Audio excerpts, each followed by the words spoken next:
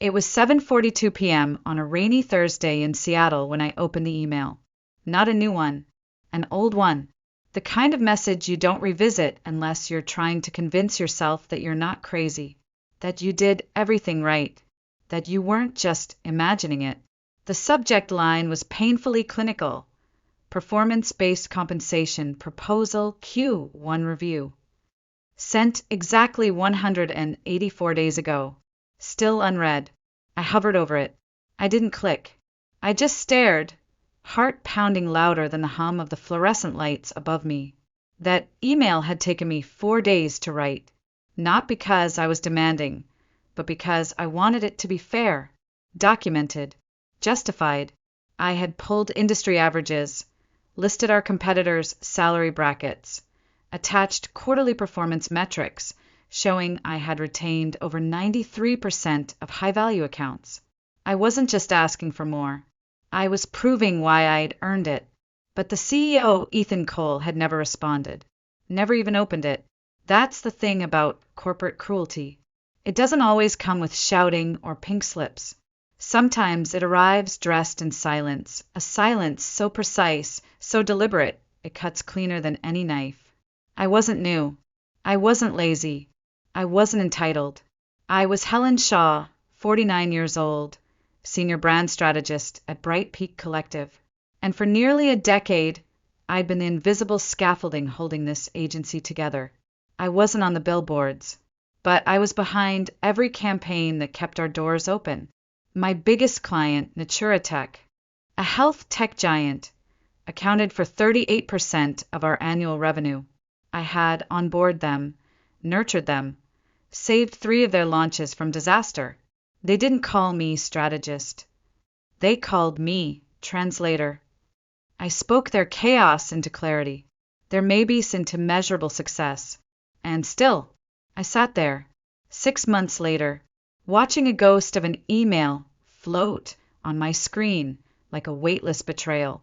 I leaned back, hand trembling slightly as I reached for the cold cup of chamomile tea beside me. The office was nearly empty now, only the night janitor humming somewhere down the hall, and the sound of rain tapping against the glass like a metronome reminding me, "You're still here. You're still waiting." The worst part wasn't the money. It never was. I lived modestly. My car was a decade old. My blouses, carefully pressed, had seen many seasons. What I wanted, what I needed was to be seen, to be acknowledged. Just once. Instead, I became a fixture in my own office. Not a person, a placeholder. It had started subtly, a missed invitation here, a rescheduled meeting there. Then one afternoon, during a Friday team sync, the CEO's assistant, a fresh-faced MBA grad named Lindsay Huang, laughed and said casually, "Oh, Ethan said those kinds of emails aren't top priority right now." Everyone chuckled. I didn't. I smiled, nodded, swallowed hard. And in that moment, I realized something I hadn't wanted to admit before. This wasn't an oversight. This was a message. They weren't just ignoring me. They were slowly erasing me. And I had 2 choices. Disappear quietly, or let this silence become the beginning of something louder than they could ever imagine. The next time I walked into the conference room, Lindsay was sitting in my seat. My seat, the one I had always taken, 3rd from the left, closest to the dry erase board because I liked to sketch frameworks during brainstorms. Ethan didn't even glance up. He simply motioned toward the far end of the table and said, "Lindsay's leading this one. Fresh energy. Fresh energy." That was his phrase of the season. It sounded like a sparkling water ad. I nodded, said nothing. I walked across the room, each step heavy, like the air had thickened just for me. I took the seat he indicated, 2 chairs down from where I had always belonged, and opened my notebook as if nothing had shifted. But everything had. Lindsay began the meeting by reading from a script I had written during her onboarding 2 months ago, word for word. She mispronounced the client's name, stumbled over the campaign terminology, but no one corrected her. Ethan smiled and nodded, arms folded like a mentor who just discovered the next big thing. And everyone else, They averted their eyes, the way people do when they sense a slow-motion tragedy unfolding but don't want to be caught watching. I sat through it all. Every stutter, every hollow pitch. I didn't interrupt, didn't interject. Not because I wasn't qualified, but because I knew then, truly knew, they had already made their choice. This wasn't about growth. It wasn't mentorship. It was succession. Silent, strategic, and sanitized. One by one, I began to notice the shifts. Emails that used to come directly to me were now addressed to team. Projects I had initiated were being reimagined with new leads. Client meetings were scheduled at times I couldn't attend, then followed up with recap memos that subtly omitted my contributions. Then it happened. I received a calendar invite. Subject line, Delamar account transition brief. I froze. Delamar had been my account for 4 years. I'd brought them in during the midst of a merger crisis. I'd soothed their panicked CEO, rebuilt their brand identity from scratch, and coached their communications director through a public product failure. And now they were being reassigned to Lindsay. No explanation, no heads up, just a clean line of digital ink spelling my erasure. I walked straight to Ethan's office, knocked once, entered. He was sipping some artisanal cold brew, scrolling through reports. Was there a reason for the Delamar shift? I asked, tone calm but clipped. I wasn't looped in. He looked up, face blank as a polished marble countertop. Lindsay's portfolio needs growth. She needs real-world accounts under her belt. I'm sure you understand. I stared at him for a beat, then said evenly, I do. I just hope Delamar does too. He chuckled, a thin, dismissive sound that didn't reach his eyes. They'll be fine. It's just logistics. But it wasn't, and we both knew it. This was no longer just about ignoring a raise. It was about replacing me, task by task, seat by seat, identity by identity, until the only thing left of me would be a name on archived email chains. That night, I sat in my car in the dark parking garage. I didn't drive. I didn't cry right away. I just stared at the dashboard, letting the truth settle in like cold fog on glass. They were phasing me out, not with layoffs or accusations, but with indifference. And yet, I still showed up the next morning, not because I was loyal, not because I was weak, but because I wasn't done yet.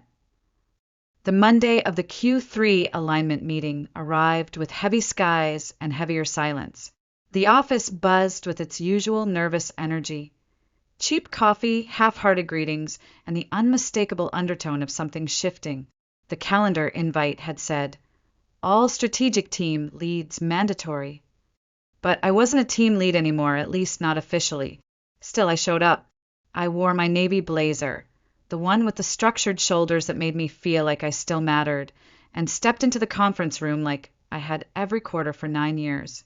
Not one person greeted me.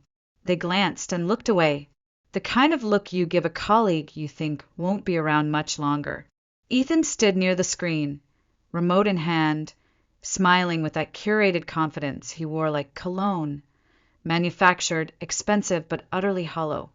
Lindsay sat next to him, her hair freshly done, a new gel manicure glinting under the lights. She was glowing, the kind of glow you get when someone's told you you're the future. I sat in the second row, not by choice. No one had left me a seat in front. The meeting began with the usual parade of corporate jargon. Ethan clicked through slides filled with words like synergy, optimization, dynamic vertical integration. Then he paused. We're entering a new phase, he said, clicking to a new slide titled Strategic Streamlining. It's time to reassess where we invest our energy and our resources. The room fell still. Ethan let the silence linger, like a predator waiting for the prey to breathe. Then he continued. Some individuals have been here a long time. And yes, they've done good work. But tenure doesn't guarantee alignment. If anyone feels entitled to compensation just because they've been around for years, without adapting to the company's evolving direction, perhaps it's time they ask themselves whether this is still the right place for them. His eyes flicked to me, just for a second, but it was enough. The kind of glance that says, "This is for you." The room didn't gasp. No one said anything, but I felt it. Every pair of eyes drifting my way, some quick, some lingering, some apologetic, some relieved it wasn't them.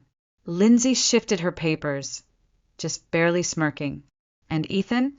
He moved to the next slide, as if he hadn't just gutted me in front of everyone I'd mentored, trained, fought for. I sat frozen, every cell in my body screaming. How dare he, after everything I gave, every late night, every impossible deadline met, every crisis averted before it reached his inbox.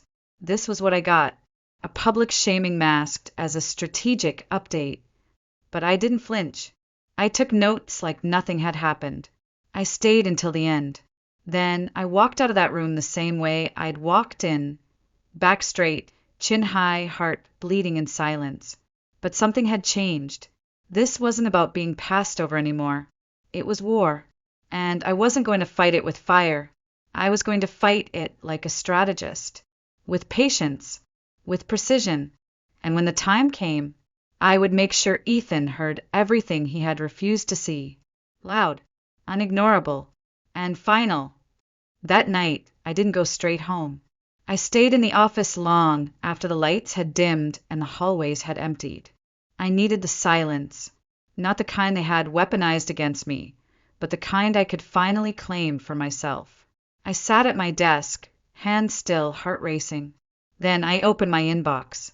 Not to work, not to delete, to remember. I scrolled past the unread proposal, past project updates, past meeting invites, until I found it. Subject: no matter what, your work doesn't go unnoticed. It was from Dr. Evelyn Park, VP of Strategic Operations at Naturatech, dated 6 months ago, just a few days after I had submitted that damned proposal. I clicked. At the bottom of the email was a line I had forgotten, or maybe buried. "Helen, if this agency ever forgets your value, call me directly. We'd be lucky to have you." I didn't cry. I froze. Then I whispered, "You saw me!" It felt like a rope being thrown to a woman drowning with a smile on her face. I hadn't even known how desperate I was for someone, anyone, to acknowledge that I still mattered. But I didn't respond. Not yet. This wasn't about escape. This wasn't about finding a new job. It was about leverage. The difference between quitting and walking away with power is the plan. So I started building mine. Over the next few days, I became a ghost with a purpose. I reviewed every email I'd ever exchanged with Naturatech. I dug up campaign decks, launch reports, client testimonials. All of it showing my fingerprints. I didn't steal.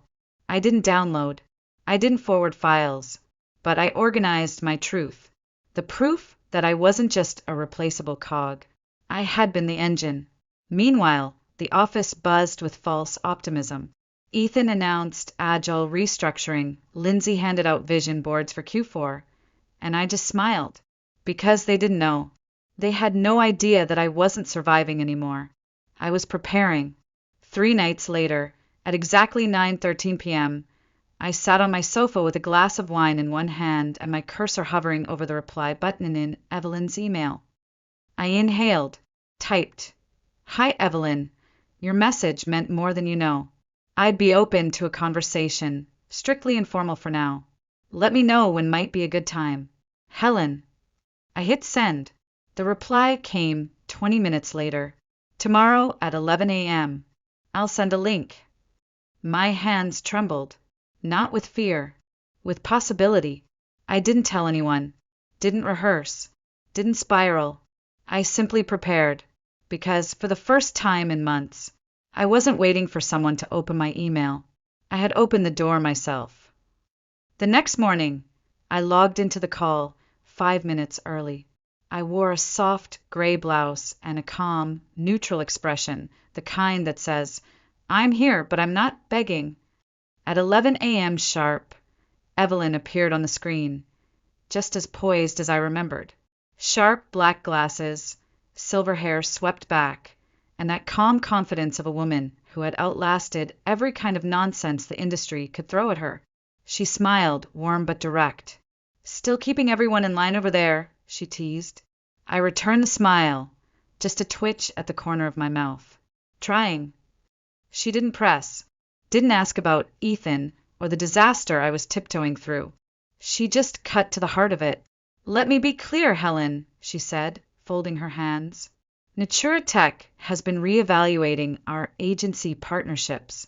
We've noticed the decline, the shift in tone, consistency, follow through, and frankly, we miss the way things used to run when you were leading the charge." My throat tightened. She continued, "We've been considering bringing some strategic operations in-house. And if you're open to it, I'd like to offer you the chance to build that from the ground up." I blinked. "You mean lead the division?"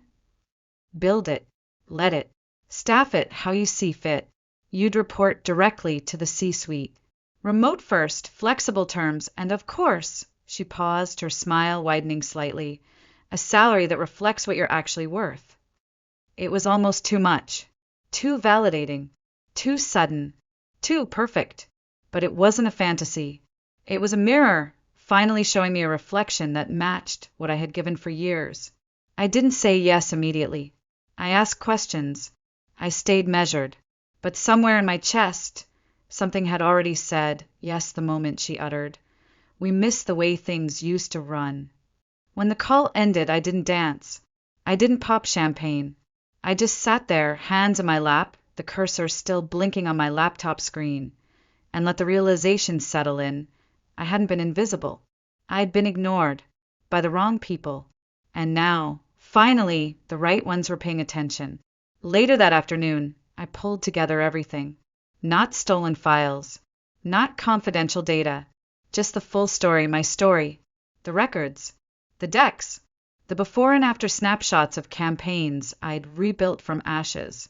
I needed to be ready, because this wasn't just an exit.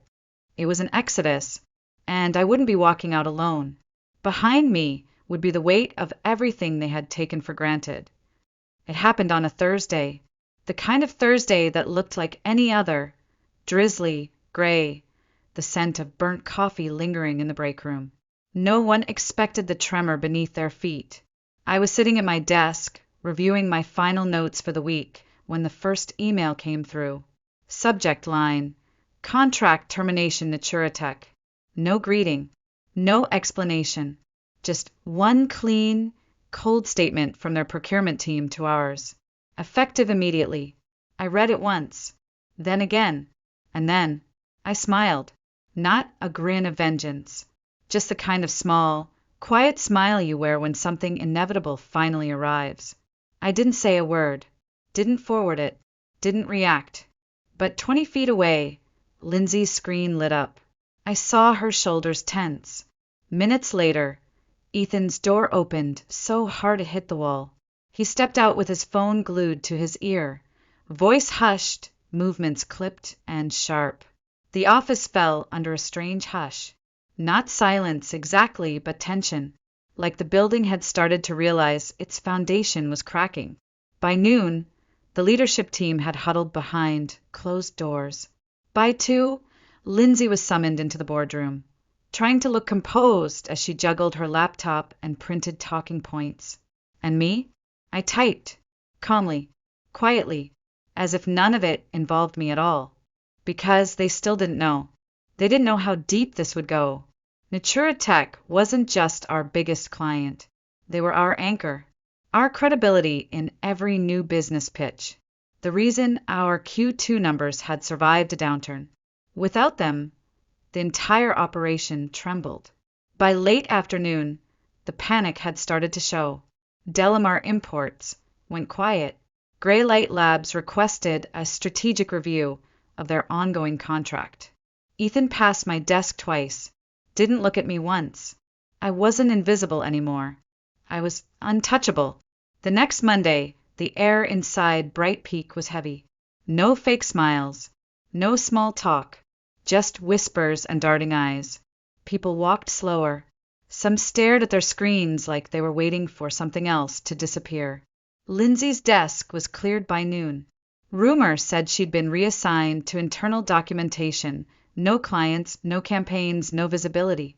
I didn't ask, because by then my phone had already buzzed. A call from Evelyn? No, from Naturateca's chief operating officer. He didn't waste time. Helen, we finalized the internal structure for our new strategic innovation division, he said. His voice was crisp, steady, and the decision was unanimous. A pause. We want you to lead it. I sat still. You'll build the department from scratch, he continued. You'll hire your own team. Report directly to our board. Full autonomy. Flexible location. And, of course, a compensation package that reflects exactly what you've earned. For a second, the hum of the office around me faded.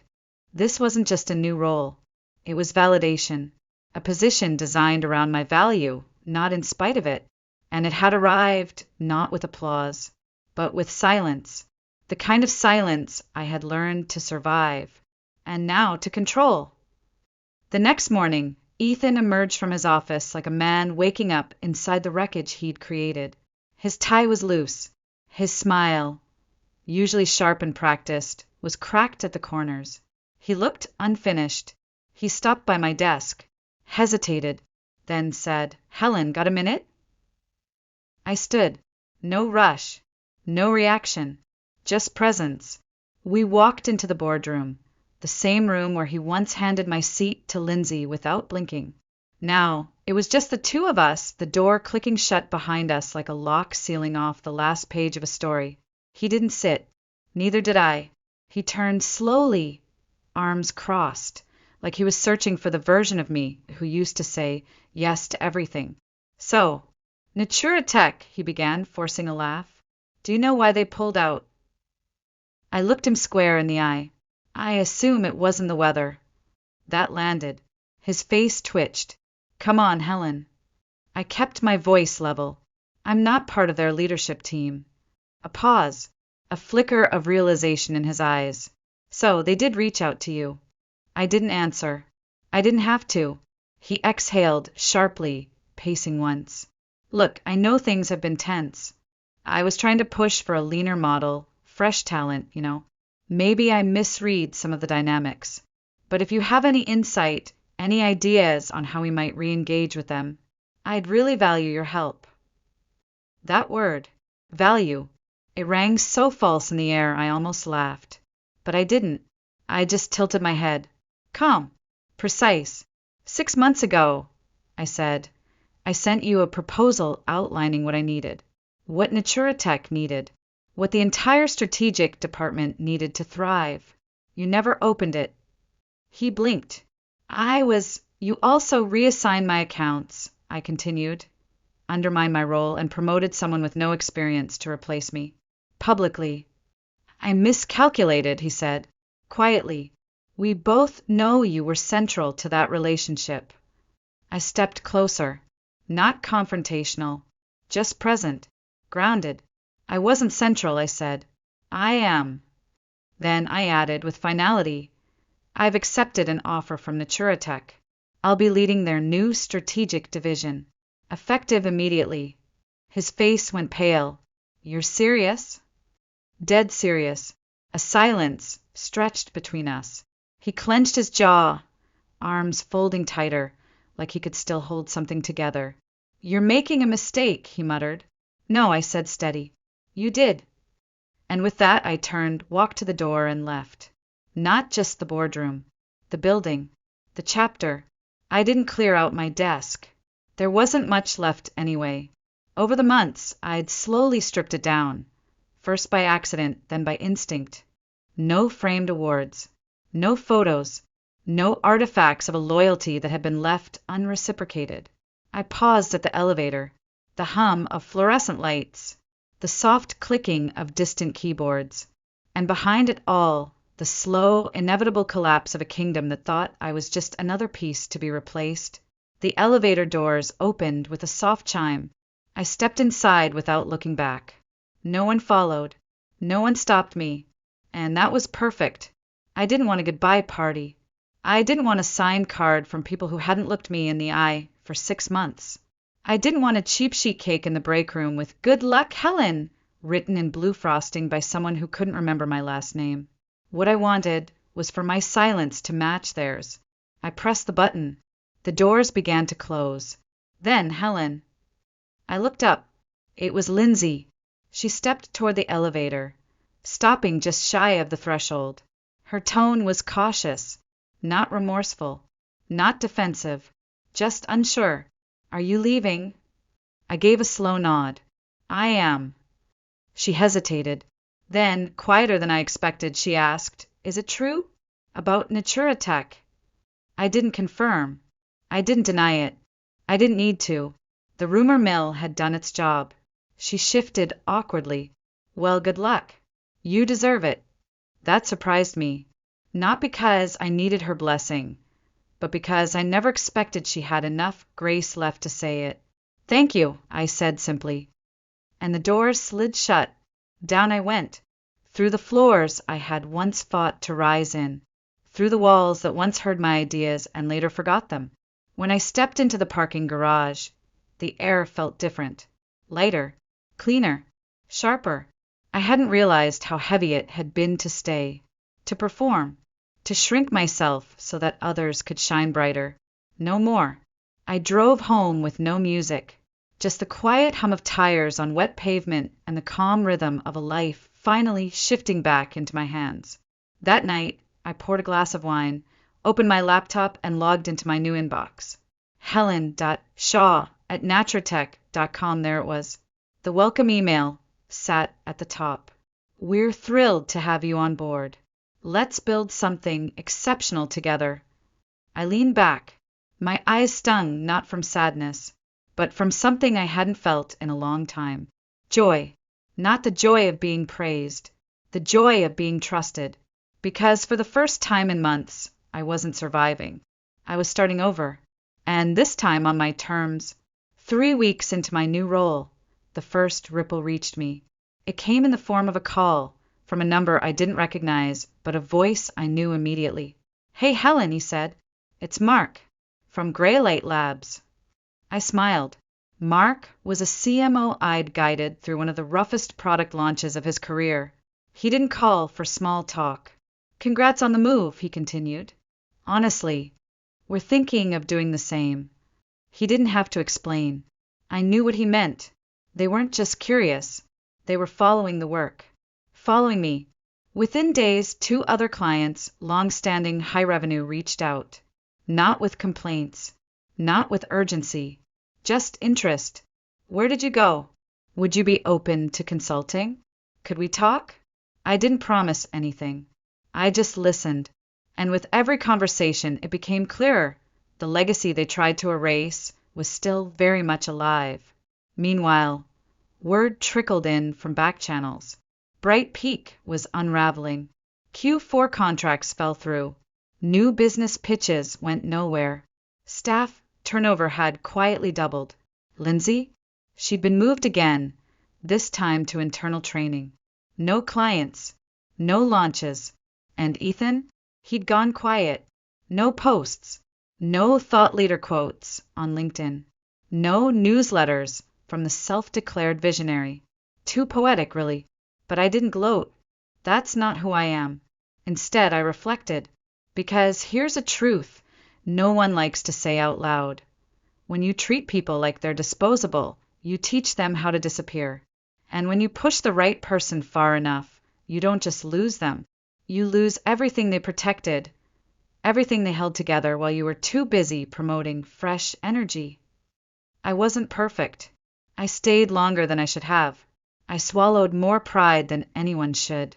But I walked away with my dignity intact, and a new chapter already in motion. I used to think power came from titles, corner offices, invitations to speak at retreats. Now I know better. Power comes from knowing your worth, holding your line, and walking away when you're no longer respected. So if you've ever been made to feel invisible at work, at home, in life, just remember this.